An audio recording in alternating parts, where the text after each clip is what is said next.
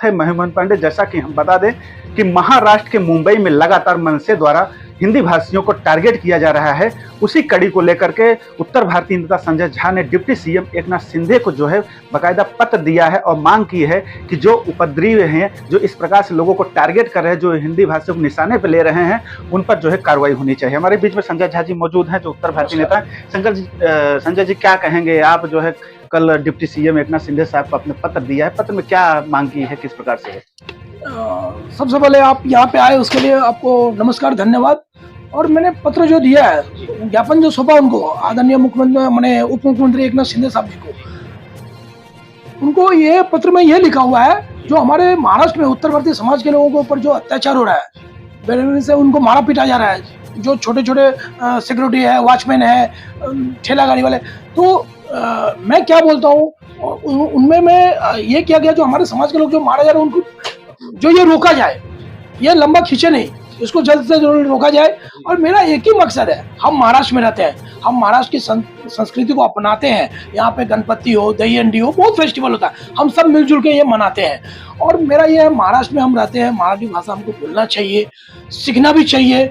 तो जबरदस्ती अच्छी बात नहीं है, मेरे हिसाब से जबरदस्ती अच्छी बात नहीं है। देवेंद्र फडणवीस जी, लगातार एक बयान उनका आया हुआ है और मीडिया के सामने उन्होंने कहा जो है अभी हाल ही में कि जो है कि आग्रह कर सकते हैं, मराठी बोलने का आग्रह कर सकते हैं, लेकिन किसी को जोर जबरदस्ती नहीं कर सकते। जो जोर जबरदस्ती करेंगे उनके ऊपर गुनाह दाखिल किया जाएगा। क्या कहेंगे उसको लेकर? बिल्कुल सही है। हमारे कल उप मुख्यमंत्री शिंदे साहब को भी वही बोले हैं, कोई भी जबरदस्ती कुछ करता है तो उसको पे कानूनी कार्रवाई होगी, कठोर कार्रवाई होगी। आप लोग मत डरो। आप हम यहाँ पे महाराष्ट्र में रहने वाले ये सभी हमारे हैं, यहाँ सब समाज के लोग मिलजुल के रहते हैं। आपकी रक्षा का दायित्व तो हमारा है, आप निर्भय होकर आराम से रहिए, कोई टेंशन लेने की बात नहीं है। देखा जाए तो इस बार जो 31 मार्च से लगातार जो है जिस प्रकार से लोगों को टारगेट किया जा रहा है और आप उत्तर भारतीयों की तरफ से आवाज उठा रहे हैं, एक नेता ऐसा दिख रहे हैं जो उत्तर भारतीयों के लिए आवाज उठा रहे हैं, तो किसी प्रकार से आपको कहीं धमकी या किसी प्रकार से आपको कोई टारगेट किया जा रहा है, क्या है? अब 2 दिन पहले मैंने इंटरव्यू दिया था और उसके बाद धमकी भी आ रही है। एक एमएनएस के नेता है, उन्होंने रिकॉर्डिंग करके वायरल भी किया है। तो मेरा क्या कहना है, देखो भाई, मैं डरने वाला नहीं हूँ, मैं कुछ गलत नहीं बोला, मैं हाथ जोड़ के सबको ये बोल रहा हूँ, हमारे समाज के लोगों को भी बोल रहा हूँ, जो आप कोई गलत शब्द ना बोले। जो कोई आता है उनको ये मत बोलिए माटी के तेल लगाने, मैं बोलूंगा नहीं भाषा, ये अपमान मत कीजिए। हम इस महाराष्ट्र की धरती पर रहते हैं, हम ये हमारी कर्मभूमि है, हम 2 वक्त का रोजी रोटी ग्रहण करते हैं, तो इस तरह की अपमान मत कीजिए। उनका भी मान मर्यादा है, आता है तो अपने बाहर के कोई आते हैं तो हम लोग अतिथि देवो समझते हैं। आप वो आते हैं तो उनको पानी दीजिए, नाश्ता करवाइए और उनको सम्मान के साथ बोलिए, हम सीखेंगे, कोशिश करेंगे। तो आप जबरदस्ती मत उनके ऊपर टारगेट कीजिए, क्योंकि देखिए, मैं भी एक उत्तर भारतीय समाज से आता हूँ और मेरे समाज के भाई बहन, माता बहनों के ऊपर अत्याचार होगा, मैं घर में बैठा हूँ, मुझे अच्छा नहीं लगता। ये हिंदुस्तान जो है ना, ये सब रंग से बना हुआ है, बड़ा प्यारा हिंदुस्तान है, इसमें हर समाज के लोग रहते हैं। अगर हर राज्य का भाषा अलग अलग है, तो अगर हम भाषा को तोड़ेंगे तो ये हिंदुस्तान तो बिखर जाएगा, ये हिंदुस्तान रहेगा कहाँ, एक छोटा सा बन जाएगा।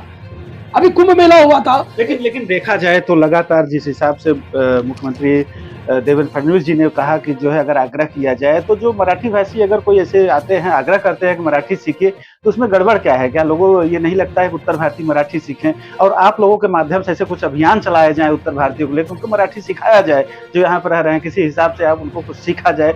कल्चर की बात है, सभ्यता की बात है महाराष्ट्र में, तो क्या आपको नहीं लगता कि मराठी सीखा भी जाए? तो देवेंद्र फडणवीस साहब ने एकदम सही बोला है और मैं उनकी जो बात है उनको मान्य करता हूँ। और मैं खुद बोल रहा हूँ ना, हिंदी भाषी समाज जो रहते हैं यहाँ पे महाराष्ट्र में, उनको मराठी सीखनी चाहिए, यहाँ की संस्कृति को अपनाना चाहिए, क्योंकि हम यहाँ रहते हैं तो ये कर्मभूमि है। यहाँ पे भाषा अगर आप मराठी में बोलते हैं, जैसे बड़े बड़े अधिकारी है, राशन कार्ड ऑफिस जाइए, पुलिस स्टेशन जाइए, अगर आप मराठी में बोलते हैं तो उनको भी समझ में आता है, हमको भी आता है।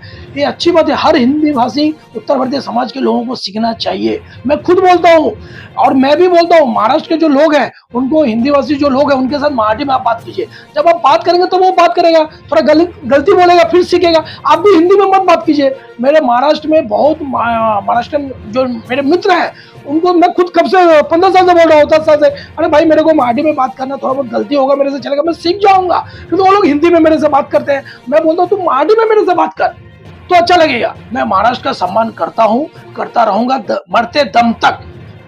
लेकिन जो टारगेट किया जा रहा है, लोगों को जो परेशान किया, मारा पीटा जा रहा है, उस पर क्या रवैया रहेगा? अगला कदम आपका क्या रहेगा? किस प्रकार से विरोध प्रदर्शन या कुछ ऐसा कुछ रहेगा, क्या है?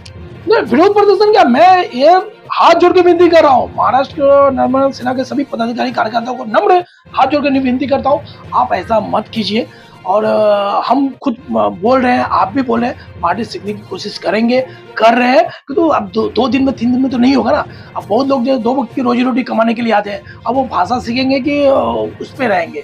और मेरा एक और मानना है, आप कानून ला दो ना, आप कानून ला दो, पास करो। किस प्रकार कानून ला दे? किस प्रकार का कानून? नहीं, जो ये महाराष्ट्र में यहाँ जो आएगा उसको मारना अनिवार्य है, ये कानून पास कर दो ना, बिल पास करो, जैसे लोकसभा में, विधानसभा में पास होता है, राज्यसभा में पास कीजिए। तो आप कानून की बात करते हैं, तो देश में 28-29 राज्य हैं, तो अन्य राज्य भी इसी मांग करेंगे कि यहाँ भी कानून, कल को कोई अगर मान लीजिए उड़ीसा जाता है तो उड़िया बोलना पड़ेगा, कल को कोई अगर जो है साउथ में जाता है तो साउथ का भाषा बोलना पड़ेगा, तो किस प्रकार चलेगा? जबकि समूचा भारत जो है एक है। जब आजादी देश को मिली तो एक संविधान, एक देश, एक परंपरा, एक संस्कृति, सब एक माना गया। क्या कहेंगे उसको? मैं तो वही बोला, संभव ही नहीं है ना। डॉक्टर बाबा साहब अम्बेडकर साहब ने जो संविधान में दिया है, कोई भी किसी राज्य में जा सकता है, किसी भी भाषा का प्रयोग कर सकता है, इसलिए संभव ही नहीं। मैं वही बोला ना, ये हिंदुस्तान अगर हर भाषा में बढ़ जाएगा, अरे हाथ जोड़ के विनती है, 1947 में किस तरह का हुआ और बिखर गए हम लोग, ऐसा मत कीजिए, ऐसा मत कीजिए, हाथ जोड़ के विनती है। समाज को मत बांटिए, प्रांत को मत बांटिए, हम सब एक है। अभी कुंभ का मेला था उत्तर प्रदेश में, और वहां से गुजरात से आए थे, महाराष्ट्र से गए थे, बहुत जगह से। अब मैं बोलूं, मैं भोजपुरी बोलो तो ही डुबकी लगाने दूंगा गंगा मैया में, ये संभव है क्या? आप बोले ना, कितना हंसी वाली बात है। अब मैं राजस्थान को बोलो, नहीं मारवाड़ी बोलो तो ही गंगा मैया में डुबकी लगाने दूंगा। लेकिन पूर्व सांसद बृजभूषण जी जो है लगातार कह रहे हैं कि हम राम का जो है दर्शन नहीं करने देंगे राज ठाकरे को, क्या कहेंगे उससे? दूसरे के बारे में मैं नहीं बोलूंगा, उनका क्या विषय मालूम नहीं। और राज ठाकरे साहब जो है हमारे महाराष्ट्र के, वो भी अच्छे नेता है, अच्छा बोलते हैं, तो मेरा भी है, जो परप्रांतीय के ऊपर जो अत्याचार है ये नहीं होना चाहिए, और इस पर ध्यान दे, बस मेरा यही कामना है, जो हमारे समाज के लोगों के ऊपर विशेष ध्यान दिया जाए। ये है महाराष्ट्र के उत्तर भारतीय नेता संजय झा, जिन्होंने सीधे तरह से कहा कि जो है जिस प्रकार से उत्तर भारतीयों को टारगेट किया जाए, हिंदी भाषियों को टारगेट किया जा रहा है, वो टोटल गलत है और इस पर रोकथाम लगनी चाहिए। कैमरा पर्सन दिनेश के साथ महन पांडे, थाने महाराष्ट्र।